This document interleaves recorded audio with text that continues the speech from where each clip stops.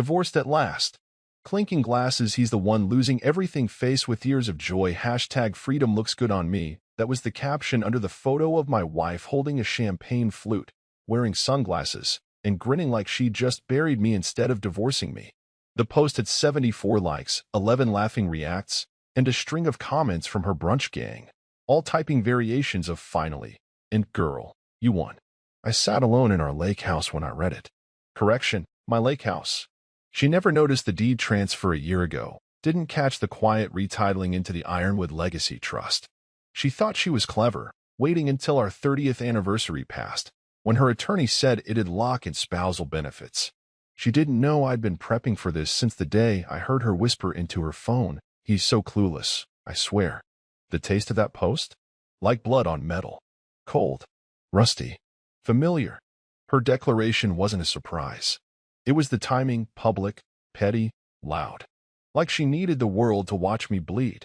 But what she didn't realize was I'd already cauterized the wound and hidden the blade. She was dancing around a corpse she assumed was still twitching. Our son, Jonah, texted me 2 minutes after it went up. "Jonah, what's going on?" "Me. Just let her have her moment." He didn't reply. He's 26. Smart kid. He knows how I play long games. You know, it's funny. 98% of people who listen to stories like this never subscribe. But if you're still here, and this opening hit you in the gut, tap that subscribe button. It keeps our team fueled, and it's free. We've got a lot more truth where this came from. Back to Brenda. She thought she was winning. She had the ring light selfies, the girls' night clinks, and some slick-talking gym trainer named Chad giving her backhanded compliments about her mature energy. Meanwhile, I was sipping Glenlivet in a house she couldn't legally enter, watching the show from behind a firewall she didn't know existed. I clicked on her post again, just for the sport of it. One comment from her best friend, Lacey, read, "I hope you cleaned him out, Queen Crown." Clean me out? She didn't even find the vault. Brenda's lawyer must have thought I was one of those sentimental suckers, the kind who fold at mediation, cry in depositions, plead to keep the dog. He doesn't know the kind of man who makes backup copies of backup copies. The kind who labels folders with names like Operation Driftwood and Firebreak Strategy. He doesn't know the kind who sleeps just fine on couches while assets migrate like geese to safer, colder climates. In her mind, the post was a victory lap. In mine, it was her opening move in a game she didn't understand. I logged off Facebook, stood up, and walked to the safe behind the bookshelf. Opened it. The folder inside hadn't been touched in over 6 months, everything inside still pristine. Trust documents, timeline logs, transactions predated and notarized, and one particular envelope marked, "For Brenda, in case of emergency delusion." She'd think she was taking everything, but she was about to learn. You can't steal from a man who already gave it all away. Just not to you. It started with a laugh. A soft, low laugh I hadn't heard from her in years, at least, not directed at me. I'd fallen asleep on the recliner in the den after my back flared up again. Brenda was in the kitchen on speakerphone. She didn't know the hallway carried sound like a confession booth with the door cracked. "I mean, he still thinks we're just going through a phase." Pause. Laughter. "No, I swear. He asked me if I wanted to go up to the cabin next weekend. Like, romantic getaway vibes." Another pause. And then, "Well, if you play your cards right, I might bring you instead." She giggled like a teenager. I laid perfectly still. When she finally went to bed, I waited. 10 minutes. Then 20. Then I got up, silent as a graveyard breeze, and walked to the office. Sat down at the desk. Booted up the old laptop. Opened a folder I hadn't touched since I'd stopped doing side consulting years ago. Renamed it Contingency Plan A. You don't reach 63 without collecting a few friends and a few mistakes. I had both. What I lacked in passion, I made up for in process. That night, I opened our tax returns from the last 10 years. Ran numbers. Cross-checked asset titles. Looked at the Roths, the IRAs, the land in Arizona that appreciated quietly while she bragged about quartz countertops and spa energy. The next morning, she kissed me on the cheek. "You should shave today," she said. I looked her dead in the eyes and smiled. "Yeah, you're right. I think I'll do that." Then I called Carl. Carl served with me back in '89. Now he wears tailored suits and whispers into the ears of dying men with wealthy regrets. Estate law. Quietly powerful. A professional cleaner of financial fingerprints. I asked if we could meet. He didn't ask why. 2 weeks later, I sat in his office as he slid a legal pad toward me. This is everything you need to move. Piece by piece. Legally, cleanly, and without triggering marital asset flags. You'll need patience. I just nodded. Carl leaned back. How bad is it? I looked out the window. She thinks I don't know. He chuckled. Then she's already lost. Over the next year, I became a ghost in my own house, pleasant, predictable, boring. Brenda could have her girls' nights, her brunches, her late-night Zoom calls.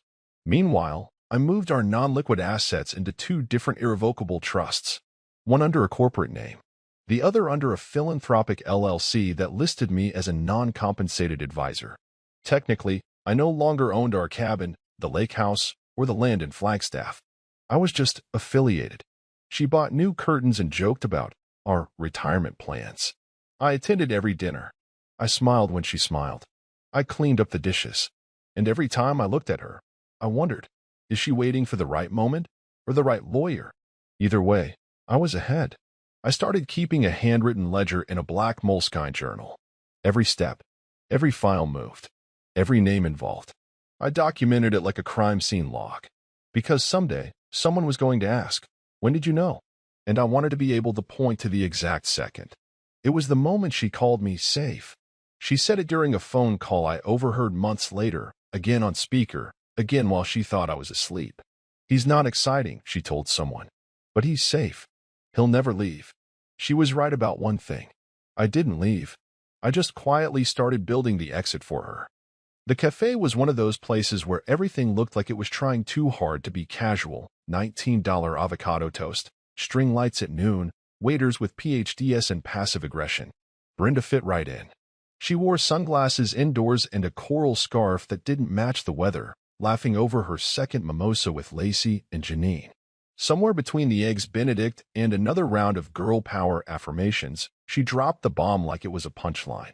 He's going to cry when he sees what I'm asking for. Chairs creaked with laughter.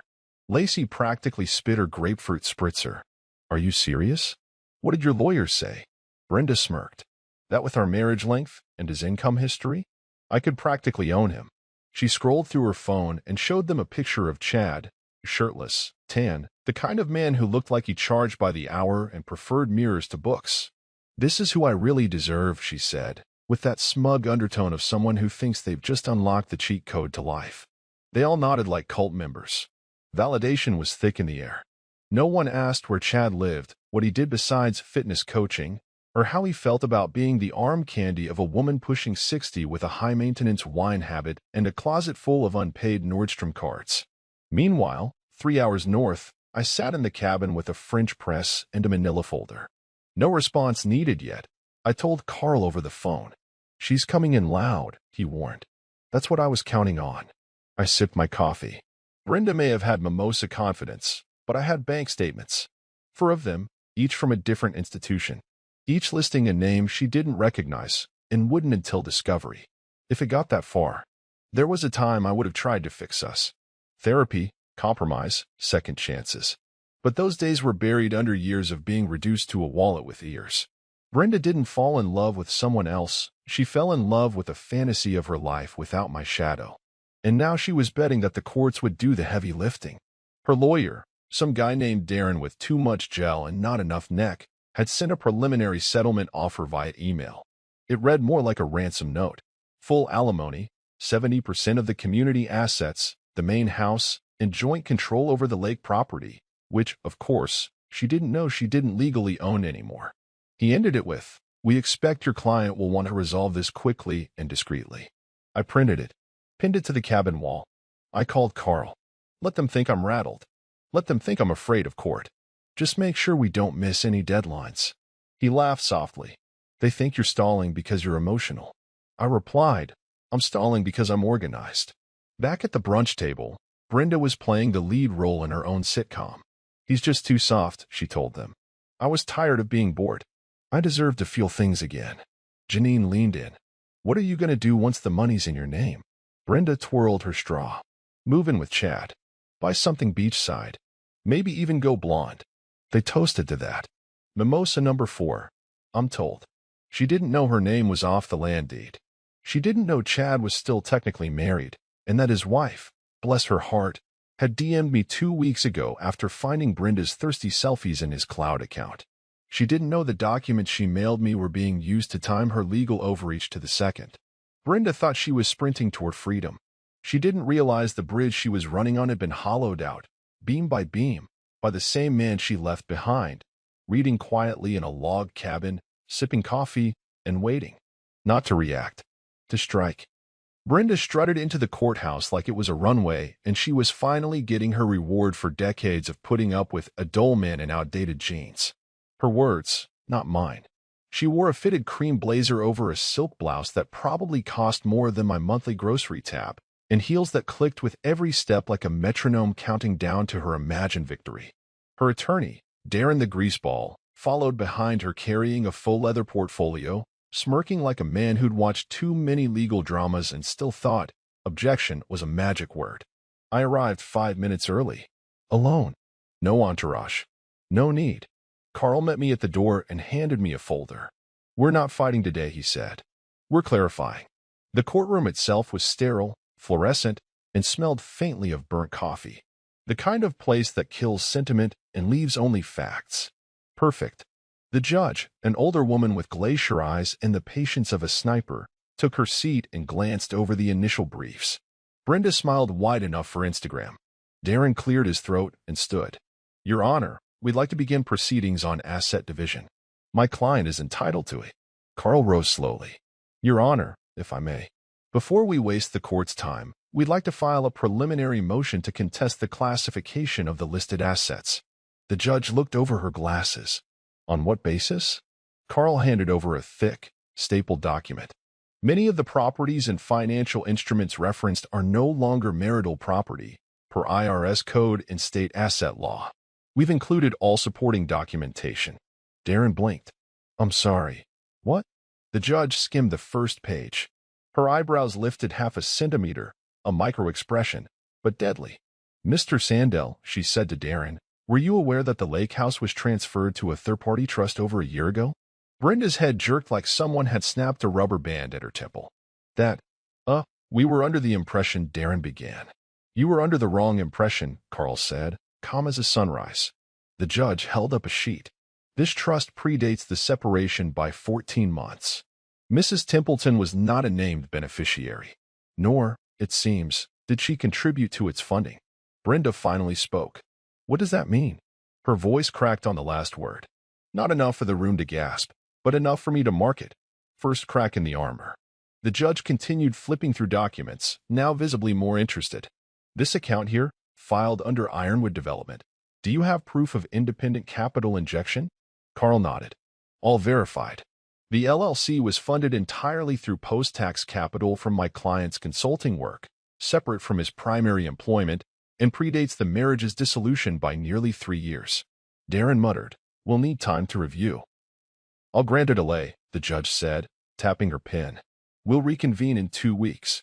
In the meantime, both parties are to refrain from making public commentary on the case. This is clearly more complex than presented. Brenda stared at me like I'd set the building on fire.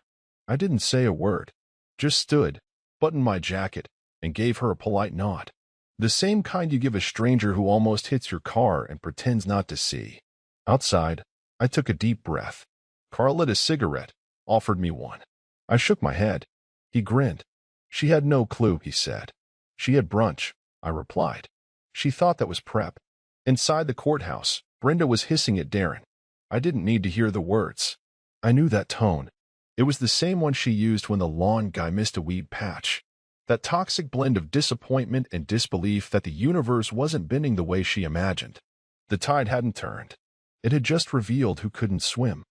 Brenda was in her kitchen the next morning, pacing barefoot in designer pajamas, holding her third espresso and texting Chad about finally planning that Aruba trip, when her phone rang. She glanced at the screen. Franklin and Kemp CPA. She answered on speaker while opening her laptop. Franklin, hey, please tell me you're calling with good news. Like, maybe I'm finally rich enough to buy a house with a yoga studio and a view. A pause. Too long. Just air and background typing. Then, Brenda, you might want to sit down. Her smile froze. I'm fine. What's going on? She said, voice still light, but her body already moving toward the kitchen stool. Franklin cleared his throat. We've started our forensic review, as you requested, cross-referencing all joint accounts and tracking marital assets. But two of the major accounts, well, they're not accessible. Not by you anyway. What the hell does that mean? She snapped. One of them, ending in 8839, is under an LLC registered in Wyoming. The ownership records list your husband. You're not named on it. At all. Okay, but we opened that account together years ago. That was our joint portfolio. No, Brenda. That was your assumption. The funds were moved, legally, 18 months ago. The account as it exists now is part of a corporate structure, and the structure doesn't list you. Brenda blinked, her laptop screen still loading an email about a sample yoga retreat package in Tulum. I'm sorry, she said slowly, like he hadn't spoken English. I don't understand. That money was restructured, Franklin interrupted, professional but tense, in full compliance with current laws. The other account, the one holding the boat's title, is also tied to the LLC, as is the vessel itself. She froze. The boat.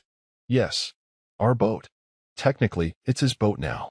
It's registered under Ironwood Holdings, which again, you're not connected to. Silence. Even the Nespresso machine stopped humming. Her throat clicked dryly. I paid for that damn boat's interior. I picked the name Serenity, remember? I do, he said, with all the emotional tone of a fax machine. But the title changed months ago. We have documentation. It was transferred after evaluation and buyout. Brenda stared at the wall like it had just betrayed her. So I can't access it? No. You have no legal claim to it as of now. The judge may review it, but as it stands. She hung up. The phone clattered on the marble island. She stood there, arms stiff, heart thudding behind her ribs like it wanted to escape the building. A full-body sensation of falling, but with no motion. Just vertigo. She dialed Darren. No answer. She tried again. Still nothing. Left a voicemail. Call me now. Emergency. Then she messaged Chad. Brenda, change of plans. May need to postpone Aruba. Chad. What does that mean? Brenda, just a hiccup. Long story. Chad. K. Gotta train a client. Hit you later. She sat down, hard. Serenity. Gone. The cabin? She hadn't even asked about that yet. Now she was afraid to. The confidence from yesterday, the courtroom glow, the brunch bragging rights, the Instagram drafts with empowered captions vanished like steam on glass, all replaced with a slow-dawning horror. What else had she never owned in the first place? She always believed power came from presence, from being loud, pretty, visible. She never once thought to check the locks on the vault. Never imagined he'd anticipate betrayal before she even dared to execute it. She thought he'd cry in court. She didn't realize he'd already emptied the vault, changed the passwords, and burned the roadmap 2 years ago. Brenda hadn't posted in 5 days. That might not sound like much, but for a woman who once uploaded 3 filtered selfies during a teeth-whitening session, it was practically a disappearance. Her Facebook lay dormant. No inspirational quotes, no starting a new chapter captions, no mimosa boomerangs. Just silence. And silence was loud. She noticed the shift first in her group chats. Messages she once hijacked with play-by-play updates now scrolled on without her. Lacey sent a meme about dating broke men, and Janine replied with LOL and a flame emoji. Brenda added a grinning face with sweat, but no one acknowledged it. At brunch that Sunday, yes, she still showed up. There were 3 seats instead of 5. Lacey avoided eye contact. Janine stirred her coffee like it had secrets. Brenda brought up Chad. The room got colder. You said he was moving in? Janine asked flatly. Brenda straightened her posture. We're just waiting on a few things. Timing, you know. Lacey glanced at her phone. Oh, not a word more. Later, as she walked back to her car, she passed 2 women from the next table whispering. I thought she was the smart one. One of them muttered. The other replied, guess not. She played herself. Brenda didn't sleep that night. She scrolled through old messages from friends who had once cheered her on. Queen. You go, girl. He's gonna regret it. No, nothing. Like she'd become the cautionary tale no one wanted to admit they used to envy. By Tuesday, even Chad was pulling away. He showed up late, gym bag slung over his shoulder, his shirt tighter than his interest. Brenda greeted him with a half-hearted smile. I was thinking we could look at that place in Del Mar again, the one with the balcony? He shook his head. I've been thinking too. About what? About how you said we'd have a house by summer. Her jaw tensed. I didn't say this summer. You kind of implied it. I didn't imply anything, Chad. You know how divorce works. It takes time. He crossed his arms. It's been time. You said he was finished. You said you were going to clean him out. That last sentence hung in the air like smoke from a blown fuse. She tried to pivot. We can still build something. Build what? He snapped. I thought we were getting something real, not waiting for scraps from your ex-husband's leftovers. She laughed, sharp and defensive. Oh, you mean like you bring something real to the table, Chad? What do you even own? A yoga mat and a motivational playlist. That did it. He grabbed his bag without another word. Just walked out the door and let it slam behind him. She didn't chase him. Instead, she stood in the middle of the living room, her living room, still filled with furniture she used to brag about on Pinterest, and realized for the first time that all her power had been borrowed. Rented, really. And the landlord just called in the debt. She checked her phone. No messages. No likes. No new followers. Just a silence that stretched deeper than the one in her bank account. And somewhere, she knew Harold was watching it all unfold, one layer at a time, without lifting a single finger. Because he didn't need to. She was undoing herself just fine. The mediation room was beige, stuffy, and cold in that deliberate way corporate rooms always are, designed to be neutral, forgettable, and utterly devoid of comfort. Brenda sat on one side of the table, legs crossed, hands folded over a yellow legal pad she hadn't written a single thing on. Her new blouse was one size too tight, trying too hard to project control.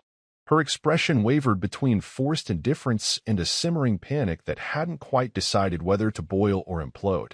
Harold sat across from her, flanked by Carl and another associate who looked like he could disassemble a 401k with just a stare. No theatrics. No smugness. Just Harold, in a simple blue button-down and wireframe glasses, flipping calmly through a tab folder like he was organizing fishing licenses. The mediator, a tired man with a haircut 2 weeks overdue, opened the session with procedural boilerplate. Brenda didn't listen. She kept glancing at Harold, searching for something. Weakness? Regret? A tell? Nothing. Carl leaned forward. We'd like to begin by presenting a complete timeline of asset restructuring, all legal, notarized, and filed through appropriate channels. Darren blinked. A timeline. Carl slid a binder across the table with the kind of confidence usually reserved for final chess moves. Every financial decision Mr. Templeton made has been documented. You'll find a chronological index starting 2 years ago. That includes property transfers, title amendments, LLC formations, and trust structuring. Brenda's eyes narrowed. This isn't a trial, she snapped. Carl nodded. Correct. But it is a formal mediation, and we are allowed to present the full context surrounding the contested assets. Darren flipped through the binder. His mouth started to open, then didn't. This LLC, he muttered, tracing his finger down a page. You dissolved it? Merged it into the trust? Correct, Harold said, his voice calm, almost bored. 3 months before separation. Independent valuation included. All filings timestamped. Darren looked up. And the cabin? Gifted to our son via a generational skip trust, Harold replied. Filed 9 months before any discussions of separation. The land title was transferred in full. He's the legal owner. Brenda turned sharply toward him. You gave the cabin to Jonah? He met her eyes. No. I protected it from you. There's a difference. Her jaw trembled. You're insane. Carl raised a hand, gently. Mrs. Templeton, let's keep this civil. She whipped toward Darren. You didn't tell me about this. Darren looked like a man who'd walked into what he thought was a poker game and found out it was a firing squad. This wasn't disclosed. We didn't see it on Discovery. Carl smiled faintly. Because you asked for the wrong documents. Harold slid a separate folder across the table. Smaller. Dark green. Brenda stared at it like it might detonate. Inside, receipts for legal consultations dating back 2 years. Title histories. Asset withdrawal forms. Trust agreements. And at the top, a notarized letter from their son. Brenda read the first lines and paled. My father told me years ago to prepare for this. I can confirm he discussed every step with transparency and calmness. I was not manipulated or coerced into accepting property. I wanted no part of the financial battle my mother was engineering. She dropped the letter. You dragged Jonah into this, she hissed. Harold looked at her. Flat. Even. Dead calm. No. You did. When you started telling people I was losing everything. The room fell so quiet you could hear Darren swallow. The mediator cleared his throat. Given the substantial documentation presented, I'd recommend we take a short recess before discussing terms of settlement. Brenda didn't move. She stared at the stack of papers in front of her, like if she looked hard enough, the numbers might change. The years might unspool. The trust might dissolve. Her fantasy might return. But the truth was there, black ink on cold paper. Harold hadn't reacted. He'd anticipated. He'd built a fortress while she was building a narrative. And now the moat was filled, the drawbridge lifted, and her leverage drowned in paperwork she never thought to ask for, until it was far too late. Brenda hadn't been to the old house in weeks. After the mediation debacle, she'd holed up in a rental condo near the strip mall, telling herself it was temporary until the courts sorted things out. She left the shutters closed, spent hours rage-refreshing Zillow listings, and had wine delivered like it was oxygen. But something snapped that morning, something brittle and feral. Maybe it was the silence from her lawyer. Maybe it was Chad's text the night before that read, "Think we should take a break?" Or maybe it was the dream she had, where Harold stood in the foyer of the house, smiling while she pounded on the locked glass. So she drove there. The hedges were trimmed, the lawn mowed. There was a new wreath on the door, something seasonal and cheerful, and it pissed her off. She stomped up the walkway like she still owned the foundation beneath it and rang the bell. Nothing. Then footsteps. The door opened. A woman in her 30s stood in yoga pants, holding a toddler on her hip. A man approached from behind her, carrying a box labeled garage stuff. Both looked surprised, but not scared. "Can I help you?" the woman asked politely. Brenda blinked. This is my house." The woman smiled awkwardly. "Oh, you must be the previous owner. I'm so sorry, we closed on it last week." "What?" The man stepped forward, friendly but firm. "We bought it from a private trust. Name was Ironwood. We didn't know the previous owner would be stopping by." Brenda's heart started pounding. "No, this house is in my name," she said, pulling out her phone like it could prove her identity, her past, her right to be there. "There must be a mistake." The woman adjusted the toddler. "We have the deed in our paperwork. Everything's clear. Maybe you should talk to your realtor?" Brenda didn't answer. She didn't have a realtor. She turned around, practically ran down the walkway, and sat in her car with her hands shaking. The dashboard clock glowed 11:14 a.m. She scrolled through her contacts. Called Harold. He answered on the second ring. "Brenda." Her voice trembled. "What did you do?" He didn't ask who it was. Didn't ask what she meant. He just said, calm as ice melting on stone, "It was never yours, Brenda. Check the deed history." Then he hung up. No anger. No gloating. Just a clean, surgical response that landed harder than a scream ever could. She pulled up the county property records on her phone. Found the address. Clicked through. The name on the deed? Ironwood Legacy Trust. Transfer date: 8 days ago. Authorization signature: H. Templeton, trustee. She dropped the phone in her lap. The house she bragged about for years. The kitchen she remodeled. The wine cellar she curated bottle by bottle. The custom tile backsplash she made Harold install twice because the blue was too blue. Gone. Not contested. Sold. To strangers. She sat there for over an hour, engine off, barely blinking. The neighbors walked their dogs past her like she was a parked delivery van. No one waved. In her head, the narrative cracked like glass. No house. No cabin. No boat. No chat. No brunch gang. No Instagram applause. Just her. Alone. Watching everything she assumed was permanent slip quietly, permanently out of reach.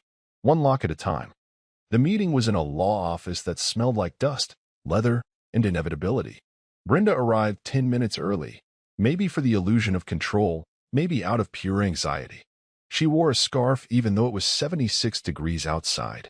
Her makeup was lighter than usual, the kind women put on not to impress, but to hide the color of defeat. She was led into a glass conference room with a carafe of untouched water and 2 neat stacks of paper at the center of the table. Harold was already there.